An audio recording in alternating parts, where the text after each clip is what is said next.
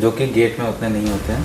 How do I approach for this exam? So, what do I look for the syllabus? I look for the previous year question paper. How do you like? तो बहुत सारे optional question होते हैं, छोड़ के भी हम लोगों का अच्छा स्कोर हो जाता है। सबसे अच्छा ऑप्शन होता है NPTEL। फेलियर को कैसे हैंडल करते हो? कुछ लोग CSIR JRF में नहीं हो पा रहा तो लोग उसके बाद DBT के लिए ट्राई करते हैं। DBT भी नहीं हो रहा, ICMR है, किसी चीज़ का अंत वहाँ नहीं हो जाता। और पैसा कि माना कि मुझे न्यूरोसाइंस में PhD करनी है एंड मुझे माइक्रोबायोलॉजी में मिल रही है, so should I go about it or no? तो ऑलमोस्ट 5 अटेम्प्ट एक साल में मिल जाता है। और काफ़ी प्रोफेसर जो हैं वो खुद से प्रोजेक्ट निकालते हैं and they so what's your level of frustration on the scale of 1 to 10? Do not pay for any subscription whether it be of any institute. I'm not going to take names. इसकी जहाँ पे मैंने लोगों को advice करा है and they have literally cleared their exam with the AIR 100 or like less. Hey everyone, welcome to Unfiltered IT Roorkee. I'm your host Shivanshu Darshana. I'm a former IIT Bombay student and I'm currently pursuing my PhD from IIT Roorkee.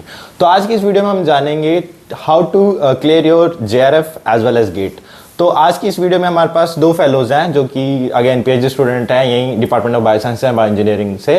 तो आज हम उन्हीं से जानेंगे कि उन्होंने अपनी preparation कैसे करी and how did they clear there exam both the JRF as well as gate.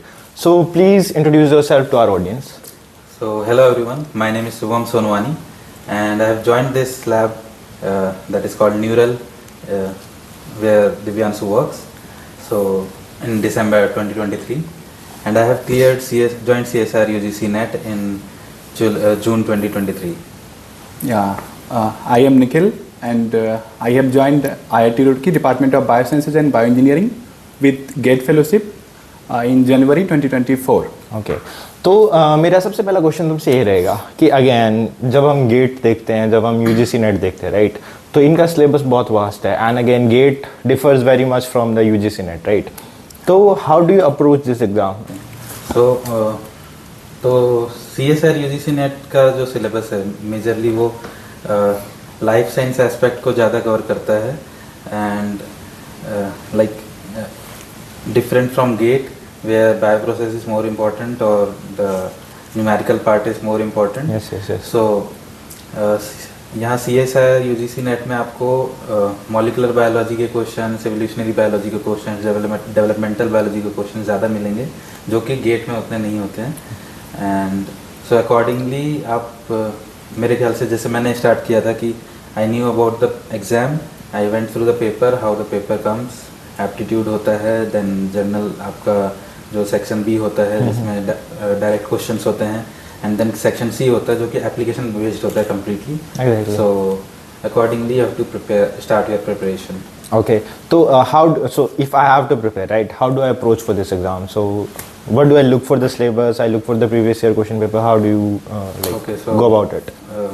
उसके लिए लाइक मेरा आइडिया क्या है कि you go through the syllabus first कि आपको क्या क्या पढ़ना है वो क्लियर होना चाहिए पहले। Okay. ऐसे just starting and mugging up things will not work.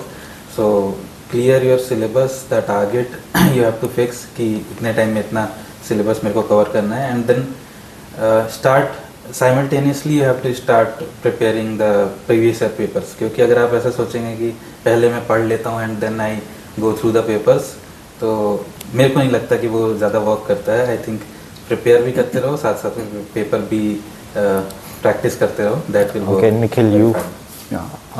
मैंने गेट बायोटेक के लिए एग्ज़ाम दिया था। तो गेट बायोटेक जैसा सर बता रहे थे कि बहुत वास्ट सिलेबस होता।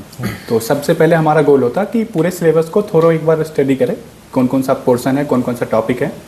उसके बाद हम लोग ऑलरेडी मास्टर्स कर रहे होते, तो मोस्ट ऑफ दी टॉपिक जो है कॉमन होते हैं हमारे मास्टर्स के सिलेबस में और गेट के सिलेबस में। तो हम लोगों को पहले वो आइडेंटिफाई कर लेना चाहिए कि ये सारा टॉपिक कॉमन है दोनों तरफ। और उस हिसाब से इसमें क्या होगा कि साथ के साथ मास्टर्स के लिए जो एग्ज़ाम के लिए प्रिपेयर करते हैं हम लोग सेमेस्टर एग्जाम के लिए, उसके साथ साथ हमारा गेट भी बहुत सारा पोर्शन क्लियर हो जाएगा। तो ये पहली स्ट्रेटजी होती है कि हम थोड़ी देखें कि हमारा जो सिलेबस है वो कौन कौन सा पोर्शन कवर कर रहा है। ओके सो जो तुम्हारा कोर्स सिलेबस है that should match with your paper. और जो हमारा 4 सेमेस्टर का मास्टर्स है या फिर जो हम लोग बैचलर्स में पढ़ चुके हैं, दोनों का एक बार थोड़ा स्टडी कर ले कि ये सब है। एग्जैक्टली। तो जो कॉमन पोर्शन है उसको पहले ख़त्म कर लेंगे।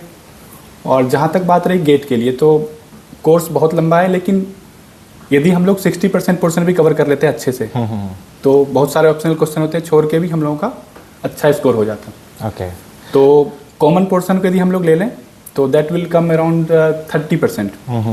In most of the case biochemistry, biotechnology, किसी भी सब्जेक्ट से हम लोग पीजी कर रहे हैं उसमें। ओके। और दूसरा हमारा ये स्ट्रेटजी था कि प्रीवियस ईयर पेपर हमने पहले देखा कि टॉपिक देख लिया, फिर टॉपिक के अलावा प्रीवियस ईयर पेपर में किस टाइप के क्वेश्चंस आ रहे हैं। जैसे बायो प्रोसेस इंजीनियरिंग के अच्छे खासे क्वेश्चन आते हैं और बहुत सारे लोगों के कोर्स में होते हैं, बहुत में नहीं होते। लेकिन उसके लिए सबसे अच्छा ऑप्शन होता है NPTEL। कि NPTEL पे बहुत सारे कोर्स ऐसे हैं जो कि स्पेशली डिजाइन करे गए बायो रिएक्टर्स पे, बायो प्रोसेस इंजीनियरिंग के लिए। तो जो पोर्शन हमारे मास्टर सिलेबस में नहीं है उसको हम लोग as a masters student, as a masters level course हम लोग NPTEL से परसू कर सकते हैं। और NPTEL ने एक पोर्टल भी लॉन्च किया है जो गेट के लिए एक स्पेशल है, तो वहाँ जाकर हम लोग subject wise, topic wise lectures देख सकते हैं। तो मेरा ये स्ट्रेटजी रहा। मैंने इस तरीके से प्रिपेयर किया था। Okay, exactly. सो जैसे निखिल ने बताया कि there is a NPTEL portal, तो आप लोगों को बहुत सारी ऐसे एकेडमी की कोचिंग्स मिलती होंगी कि जहाँ पे where you have to pay a lots of money just to clear for one exam, right? तो NPTEL ने स्पेशली सारी फील्ड्स के लिए, मतलब जितने भी इंजीनियरिंग ब्रांचेस होगी, बायो साइंसेज, बायो इंजीनियरिंग हो या किसी भी फील्ड पे हो, तो उन्होंने एक अपना पोर्टल लॉन्च करा and they teach you there, right? So you are getting IIT level education just in a palm of your hand, right? You can just watch it through your mobile, right? तो आप लोगों को किसी को extra पैसे देने की ज़रूरत नहीं है। You just start watching the YouTube and it's going to be enough for you. And मेरा सेकंड क्वेश्चन ये रहेगा, राइट, कि कई लोग बहुत साल तक किस चीज़ को प्रिपेयर करते हैं, right, and they still do not have that success. तो आप फेलियर को कैसे हैंडल करते हो? लाइक फॉर एग्जांपल कि मतलब जिस तरह मैं मेरा केस बताऊं, ओके, तो मैंने गेट बायोटेक्नोलॉजी क्लियर करा था but I did not study for CSIR NET, okay. तो जब इसका रिजल्ट भी आया था तो I got somewhere around 69 percentile, right? तो which was not enough and I did not feel anything क्योंकि मैंने प्रिपेयर नहीं करा था, राइट? लेकिन there are people who are preparing it for like years, right, and they are still not able to clear. So what are the key strategies that you want to give those fellows? मतलब कि कौन से ऐसे points है जो आप उनको देना चाहोगे कि ताकि वो एफिशिएंटली अपना एग्जाम क्लियर कर पाए? तो लाइक मैं इस फेज से गुजर चुका हूँ। तो when I completed my MSc तब कोविड का लॉकडाउन लग गया था उसके जस्ट नेक्स्ट ईयर पे एंड एग्जाम सारे डिले हो गए थे। So although I was preparing लेकिन एग्जाम्स उस टाइम पे क्लियर नहीं हुए थे। So next year I just qualified GATE, वो भी उसके थ्रू मैंने PhD अप्लाई करना स्टार्ट कर दिया था। तो अब उसमें ये होता है कि कई बार आपको आपके एक्सपीरियंस के बेसिस पे, तो गेट की जो फेलोशिप्स होती हैं वो बहुत सारे इंस्टीट्यूट्स के पास लिमिटेड होती हैं। कुछ इंस्टीट्यूट के पास ज़्यादा सीट्स होती हैं, कुछ के पास लिमिटेड सीट्स होती हैं। इट डिपेंड्स कि आपका एक्सपीरियंस कैसा रहा है, आपने रिसर्च, अपने MSc डिसर्टेशन में क्या करा है, तो वो सारी चीज़ें पे वो लोग जज करते हैं। बट JRF के केस में ये चीज़ें थोड़ी सी लाइटन हो जाती हैं। तो अब फेलियर का सीन ऐसा रहता है कि it's up to you only कि आपको ही डील करना है ना? तो आपको आपका गोल फिक्स रखना है, आपके माइंड में ये होना चाहिए कि ओके मेरे को ये करना है, मतलब ये करना है। एंड ऐसा नहीं कि मतलब उसी पे ज़िंदगी आपकी वो कर दो आप कि उसी पे डिपेंड हो गए कि यही करेंगे अब तो उस वैसा भी नहीं करना है। लेकिन हाँ, एक सर्टेन टाइम लाइन सेट करना है कि ओके इतने ईयर तक या फिर इतने एज तक I will be preparing, I will give my full calibre, 100% देंगे। एंड उस टाइम लाइन में हो जाता है तो अच्छी बात है, otherwise keep your backup set, है ना? आप प्रोजेक्ट्स के लिए भी अप्लाई कर सकते हो। अगर आपको रिसर्च में ही रहना है तो आप प्रोजेक्ट्स के लिए अप्लाई करते रहो। आप नेट आप लाइफ टाइम दे सकते हो एज असिस्टेंट प्रोफेसर। अगर आपको ज्वाइन करना है तो नेट आप लाइफ टाइम दे सकते हो, उसका कोई लिमिटेशन नहीं है। तो ऐसा नहीं है कि आप फेल हो गए तो ज़िंदगी ख़त्म हो गई है, ऐसा कुछ नहीं। तो आप कोशिश करते रहो एंड वही होता है कि प्रोजेक्ट्स में अप्लाई करो, और अगर नहीं हो रहा है तो फिर कोई दूसरी फील्ड भी आप एक्सप्लोर कर सकते हो। ऐसे कोई बड़ी बात नहीं है। अल्टीमेटली आपको आपके लाइफ में सेटल होना होता है। So that is why what I think, मतलब मेरा जो पर्सपेक्टिव है इस चीज़ को failure. So again, so it's a की पॉइंट कि research is a different thing and PhD is a different thing, right? तो PhD में क्या आपको एक डिग्री मिल रही है, राइट? लेकिन अगर आपको डिग्री ही चाहिए तो you can also get it from project to PhD which is available now throughout the country कि where student convert their project into PhD only, okay?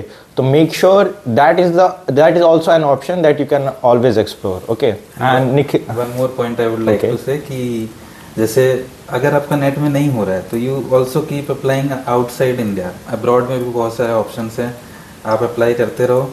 And मतलब क्या होता है कि कई बार लिमिटेड एप्लीकेशंस की वजह से और रिजेक्शंस की वजह से लोग रुक जाते हैं अप्लाई करने। Yes, yes, yes. तो अगर आपके फैमिली और आपका सब कुछ आपको सपोर्ट कर रहे हैं कि you can go to abroad, keep applying.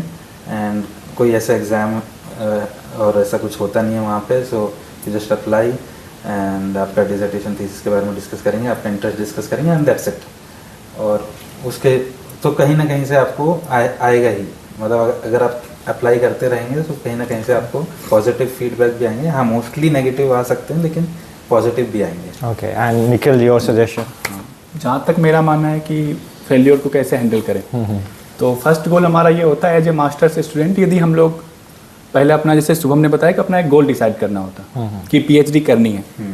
तो पीएचडी करनी है तो उसके लिए सिर्फ एक एग्जाम तक पीएचडी सीमित नहीं है या फिर कोई एक फेलोशिप तक। एग्जैक्टली। कुछ लोग CSIR JRF में नहीं हो पा रहा तो लोग उसके बाद DBT के लिए ट्राई करते हैं, DBT भी नहीं हो रहा, ICMR है, गेट फेलोशिप भी अच्छी मिलती, तो किसी चीज़ का अंत वहाँ नहीं हो जाता और पैसा सब में सेम हाँ, होता है। बहुत बार ऐसा होता है कि कुछ लोगों का CSIR नहीं हो पा रहा लेकिन DBT में वो लोग अच्छा कर जाते हैं, DBT भी नहीं हो, सबसे लास्ट में ICMR का होता है, ICMR का भी एग्जाम निकल जाता है लोगों का। तो हम लोगों को ऐसे हार मान के बैठना नहीं चाहिए कि अब क्या होगा।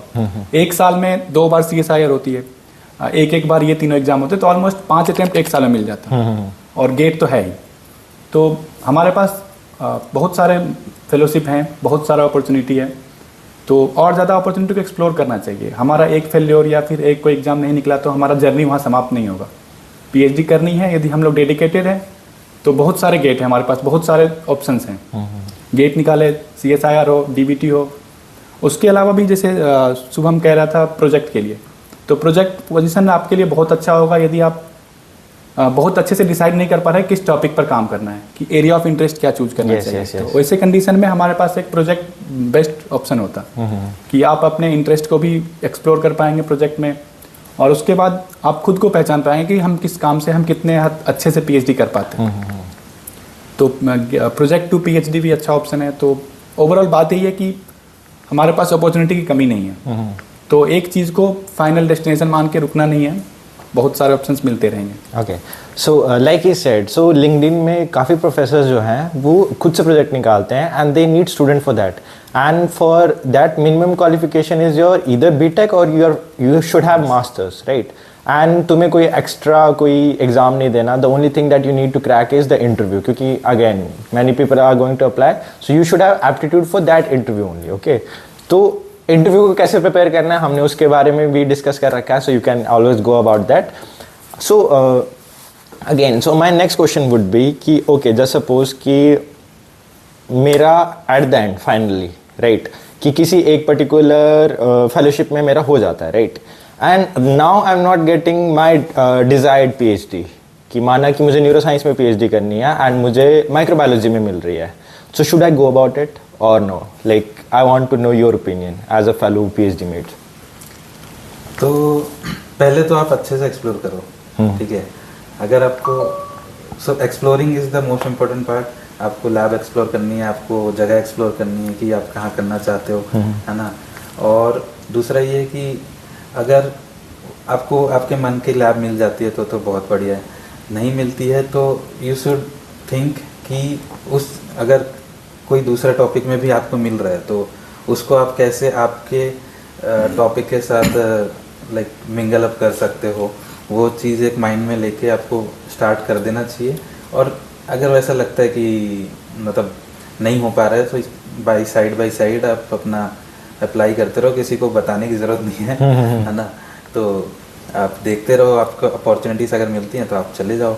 कोई मतलब आपको बाउंडेशन नहीं होती है, कोई कहीं पे ऐसे बॉन्ड नहीं फील करना होता है कि आपको वहीं बैठना है। सो ये मेरा पॉइंट है। तो जैसे मैं अपना बताऊं कि जैसे मेरे को इम्यून में काफ़ी ज़्यादा इंटरेस्ट था, so neuroscience being a very like fascinating topic, और साथ में मेरा न्यूरो का वो इम्यूनो का इंटरेस्ट था, तो इम्यूनो की और भी लैब्स थी बहुत सारी, लेकिन सिंस IIT रुड़की और फिर जो लैब मैंने एक्सप्लोर करा था ये मेरे को काफ़ी ज़्यादा अच्छी लगी थी, इनका काम मेरे को काफ़ी ज़्यादा अच्छा लगा था। सो आई जस्ट जॉइंड कि and मैंने सर को भी मतलब जो मेरे सुपरवाइज़र थे उनको भी उनसे भी यही आके डिस्कस किया था फर्स्ट टाइम कि I am interested in immuno, तो उन्होंने उस हिसाब से मतलब प्रोजेक्ट्स के बारे में डिस्कशन करा था।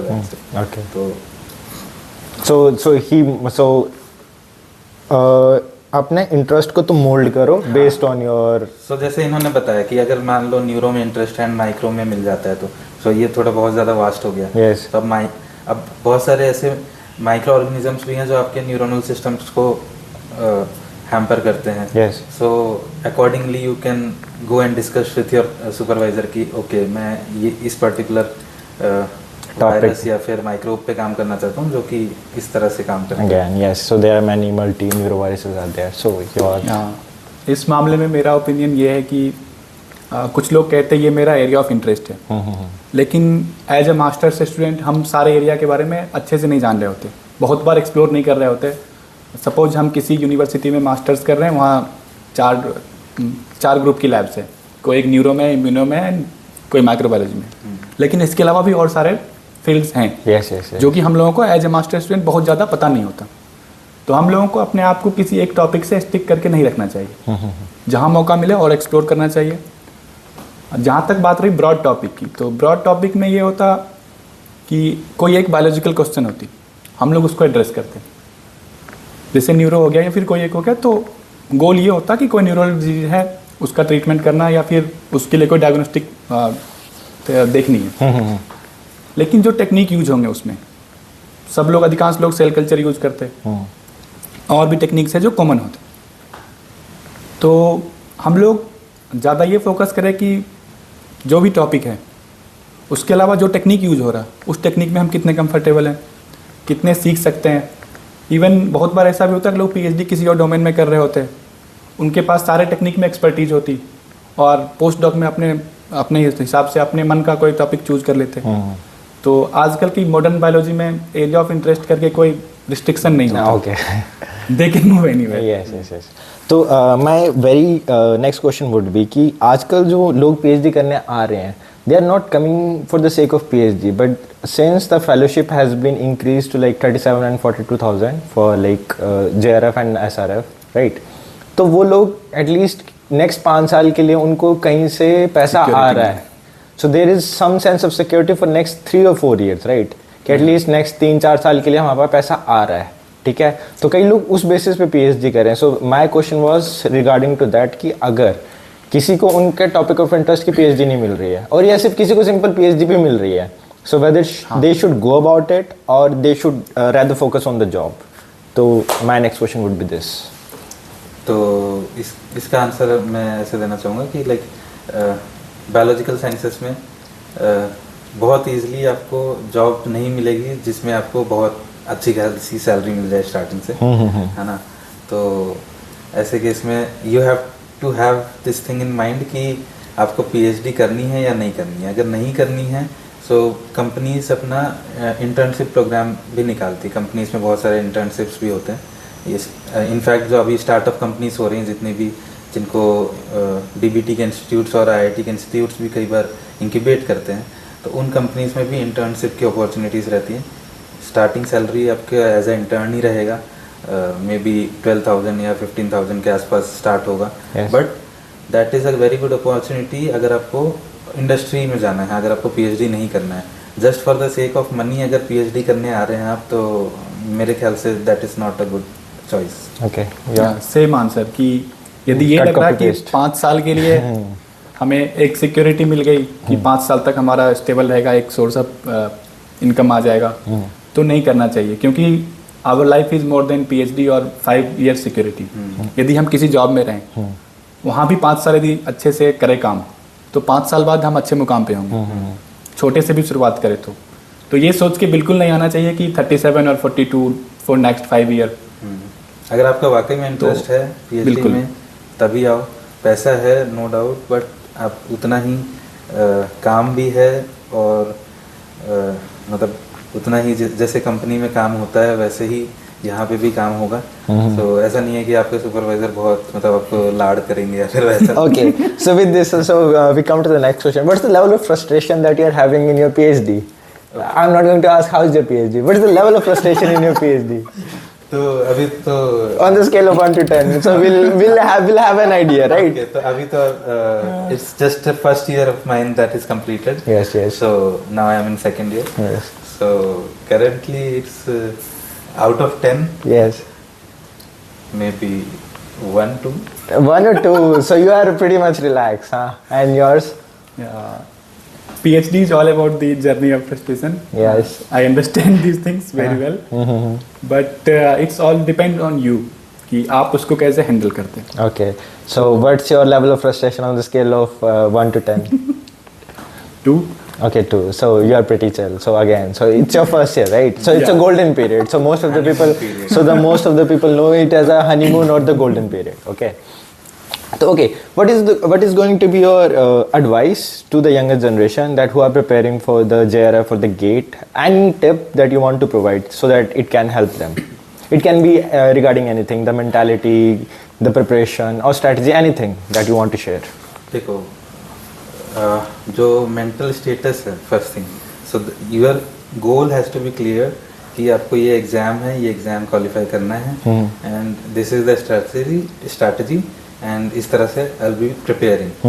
सो और बहुत सारी चीज़ें, सोशल मीडिया है, यूट्यूब है और बहुत सारे चीज़ें होते रहती हैं वर्ल्ड में, है ना. तो वो चीज़ डिस्ट्रैक्ट करेंगी कई बार, लेकिन at the end of the day you have to go and sit on your table and start reading and preparing previous year paper or whatever you have.